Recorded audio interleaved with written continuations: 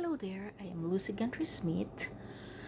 I have a fond memory of food. This is when I was 7 years old growing up. My mom is in the market, so I was left with my father.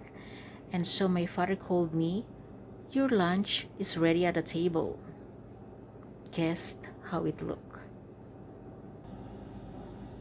Here you go. This is my lunch.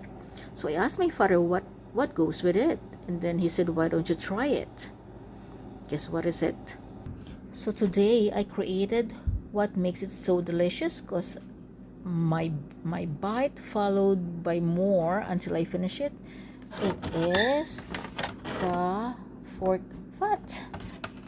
So it reminds me to create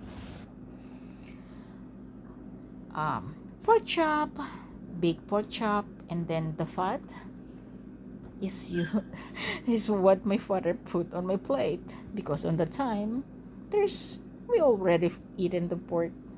You know, you learn to appreciate food at your table.